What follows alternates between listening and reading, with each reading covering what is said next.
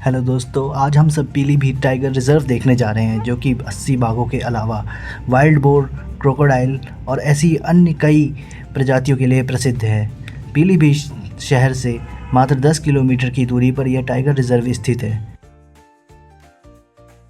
इस डैम में कई प्रकार के घड़ियाल और मगरमच्छ भी पाए जाते हैं। यह डैम आगे चलकर चूका बीच से जुड़ी हुई है, जिसे पीलीभीत का यह क्षेत्र अपनी वाइल्ड लाइफ के लिए प्रसिद्ध है। इस रास्ते के दोनों ओर एक और झील और एक लोग घना जंगल है, जिसमें कई सारे वन्य जीव घूमते हुए पाए जाते हैं।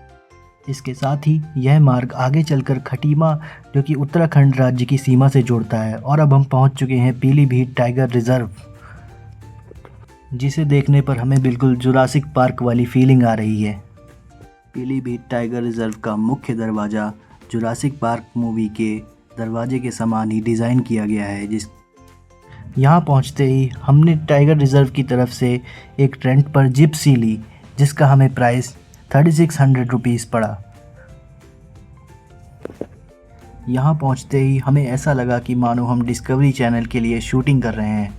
हमारे सभी साथी बहुत ही खुश थे। गाइड हमें लगातार टाइगर हमले की कहानियाँ सुना रहा था, लेकिन हम अपनी ही मस्ती में थे कि हम आज टाइगर देखेंगे और इसके साथ ही अन्य जीवों को भी देखेंगे, जिन्हें हम अभी तक एनिमल प्लैनेट या डिस्कवरी चैनल पर ही देखते थे। तो चलिए देखते हैं आगे क्या होता है।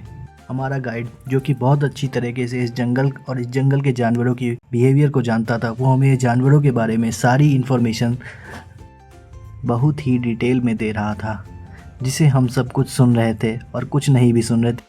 हम सब जिप्सी के पिछले हिस्से पर खड़े हुए थे, जिससे कि हम एक बेहतर नज़ारा ले सकें, और इसी के साथ ही हम आगे बढ़ते गए। हमारा गाइड एक प्योर एनिमल लवर था, जो कि जानवरों के बारे में और यहाँ की अन्य वन्य जीवों के बारे में बहुत सी जानकारियाँ रखता, जिसे वह हमें बारी बारी से सुना रहा था। और हमारा यहाँ आना बेकार नहीं गया। हमारे कुछ दूर चलते ही हमें जंगल का राजा बाघ दिखा, जो कि यहाँ का मेन अट्रैक्शन है। इसके बाद थोड़ी दूर आगे चलने पर हमें वाइल्ड ईगल दिखा, जो कि एक पेड़ पर बैठा अभी अजीब आवाज़ें निकाल रहा था। इसके बारे में गाइड ने हमें कुछ देर तक कई सारी जानकारियाँ दी।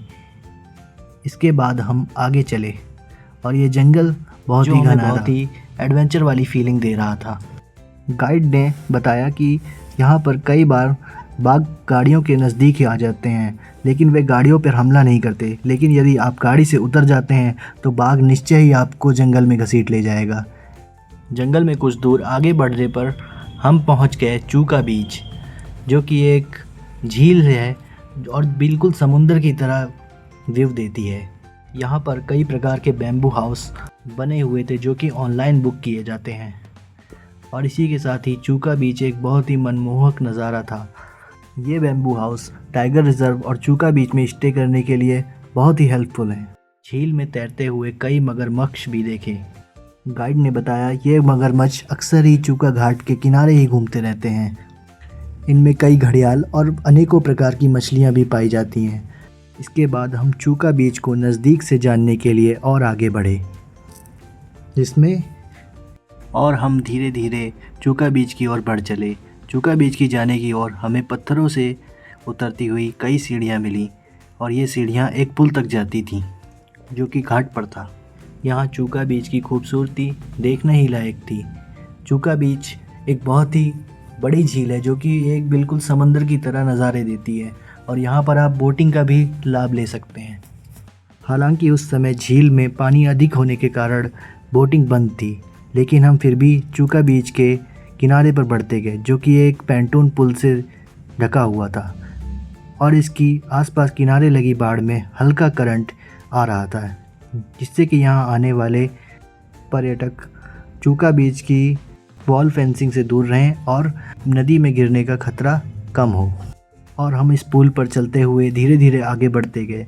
यह बिल्कुल एक गोवा के बीच के ही तरह लग रहा था, जहाँ कई सारे घड़ियाल आसपास और मछलियाँ भी घूम रही थीं। जंगल के बीच बसी यह झील बहुत ही खूबसूरत नज़ारे थी। खैर, चूका बीच जैसा बताया गया था उससे भी कहीं अधिक खूबसूरत और शांत जगह है, जहाँ पर हम भरपूर वाइल्ड लाइफ और झील का आनंद ले सकते हैं। हम आगे बढ़ते गए और हमने बहुत देर तक यहाँ समय बिताया, और यहाँ हमने कई सारी फ़ोटोएँ भी खिंचाई, क्योंकि ये फ़ोटो खींचने के लिए बहुत ही एक अच्छा स्पॉट है। और हम काफ़ी देर तक चूका बीच की खूबसूरती और यहाँ की वाइल्ड लाइफ और मरीन लाइफ को निहारते रहे, जहाँ पर हमने कई सारी फ़ोटोज़ क्लिक की। और हम इसके साथ ही अब धीरे धीरे आगे बढ़े और फिर से हम जिप्सी में सवार हो लिए और आगे की वाइल्ड लाइफ सेंचुरी के लिए निकल गए। और यहाँ धीरे धीरे धूप कम हो चली थी और बिल्कुल सुनहरी हो गई थी।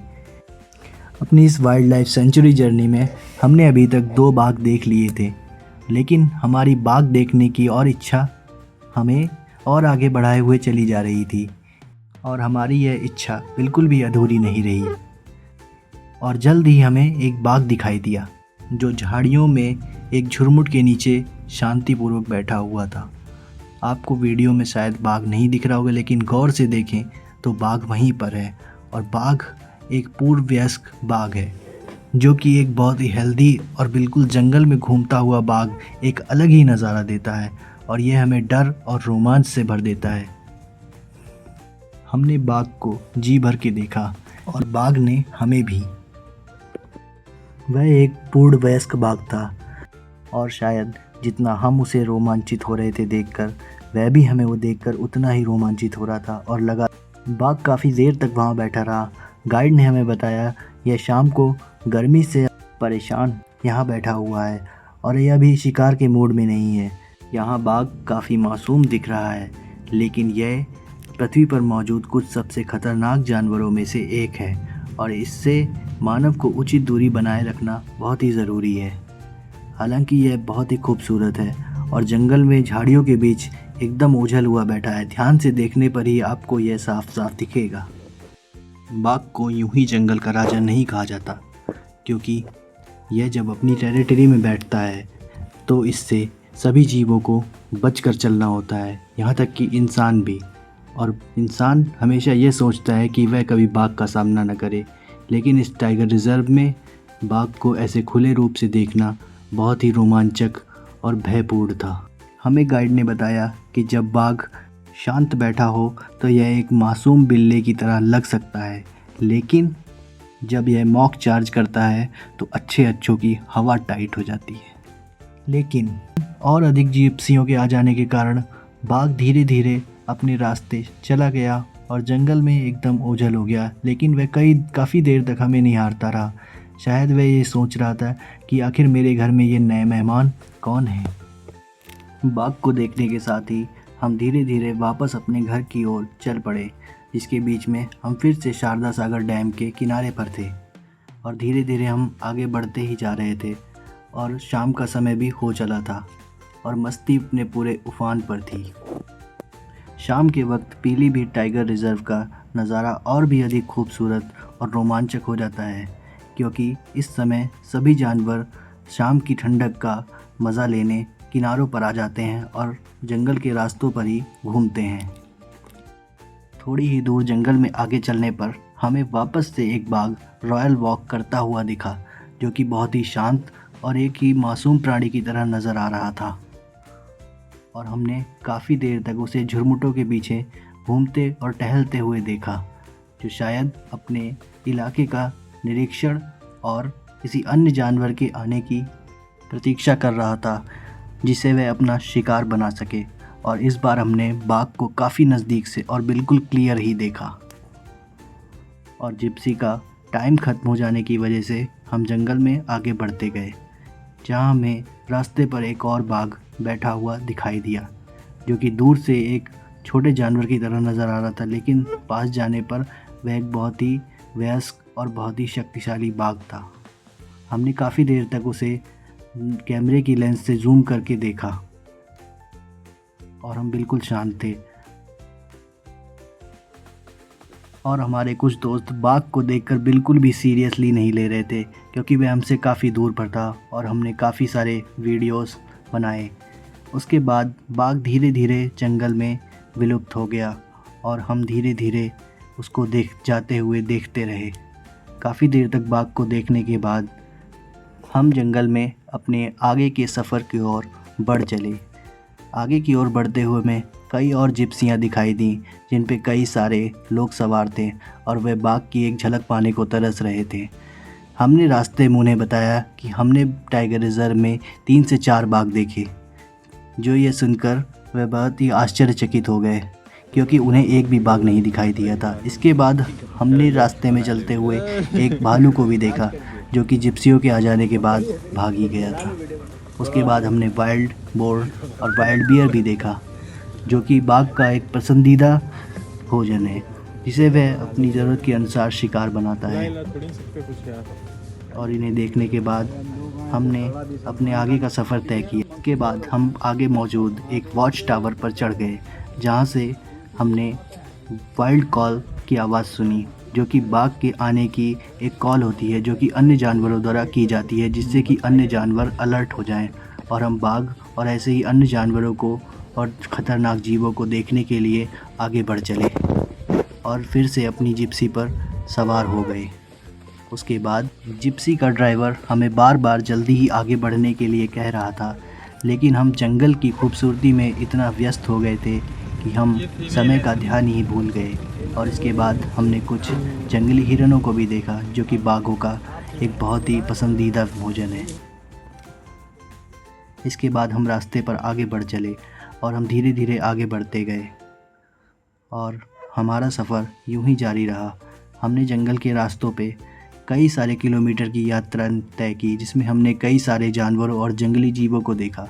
ये जंगली जीव चिड़ियाघरों में तो बहुत ही जानवर की तरह नज़र आते हैं, लेकिन ये असल में ये बहुत खूबसूरत हैं। और अब हम थोड़ी ही देर में ग्रासलैंड में पहुंच चुके थे। यहीं पर टाइगर अपने सबसे ज़्यादा शिकार करता है। जैसा कि गाइड ने हमें बताया कि यहाँ पर कई प्रकार के जंगली हिरन और जंगली सूअर घूमा करते हैं जो कि टाइगर का सबसे पसंदीदा भोजन है। और इन्हीं सब जानकारियों के साथ हमें एक आती हुई जिप्सी दिखाई दी जिन्होंने हमसे टाइगर देखे जाने के विषय में जानकारी ली और जिन्हें हमने बताया कि हमने यहाँ 3 से 4 टाइगर देखे, आप जल्दी ही पहुँचेंगे तो आपको भी वे दिखाई देंगे। और इसी के साथ हमारी यह वाइल्ड लाइफ सेंचुरी की यात्रा धीरे धीरे समाप्ति की ओर बढ़ चली। ऐसे ही और वीडियो देखने के लिए हमारे साथ जुड़े रहें और मस्ती करते रहें और जीवन में खुश रहें। और भारत देश में देखे जाने वाले सभी स्थानों को देखने के लिए हमें सब्सक्राइब करें। धन्यवाद और लाइक करना ना भूलें।